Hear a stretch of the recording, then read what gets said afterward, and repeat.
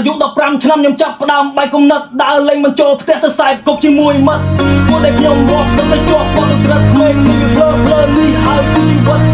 ពិបាកយល់ជីវិតមានអត្ថន័យធ្លាក់ចូលរំដៅតក់នៅទៅក្រោមដីក៏ទៅខ្លួនល្អតែគេហៅទេរដ្ឋាភិបាលទៅលំបាកពួកតែកាលណាហានិភ័យកុំដាច់ចិត្តដើរចេញពីម៉ាក់ប៉ាក៏បន្តខ្លួនឯងមិនគួរបន្តខ្លួនសាម៉ែហើយមិនព្រមស្ដាប់ឲ្យទៅរៀននៅកៃសាលាក្បាលតែមិនចេះគិតនៅទៅជួបកឆាអាយុ15ឆ្នាំខ្ញុំចាប់ផ្ដើមបាយគុំណិតដើរលេងមិនចូលផ្ទះទៅខ្សែគប់ជាមួយមិត្តពួកដែលខ្ញុំរស់ទៅជាប់គាត់ទៅក្រិតក្មេងនេះវាភ្លើនេះហើយជីវិតពិបាកយល់ជីវិតមានអត្ថន័យធ្លាក់ចូលរំដៅតក់នៅទៅក្រោមដី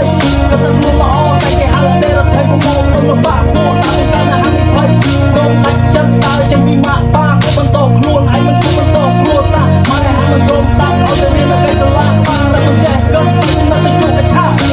អាយុ15ឆ្នាំខ្ញុំចាប់ផ្ដើមបាយគុំណិតដើរលេងមិនចូលផ្ទះទៅខ្សែគប់ជាមួយមិត្តពួកដែលខ្ញុំរស់ទៅជាប់គាត់ទៅក្រិតក្មេងនេះវាភ្លើនេះហើយជីវិតពិបាកយល់ជីវិតមានអត្ថន័យធ្លាក់ចូលរំដៅតក់នៅទៅក្រោមដី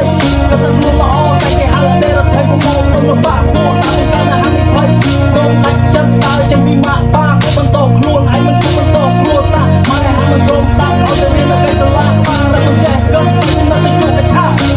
អាយុ15ឆ្នាំខ្ញុំចាប់ផ្ដើមបាយគុំណិតដើរលេងមិនចូលផ្ទះទៅខ្សែគប់ជាមួយមិត្តពួកដែលខ្ញុំរស់ទៅជាប់គាត់ទៅក្រិតក្មេងនេះវាភ្លើនេះហើយជីវិតពិបាកយល់ជីវិតមានអត្ថន័យធ្លាក់ចូលរំដៅតក់នៅទៅក្រោមដីក៏ទៅ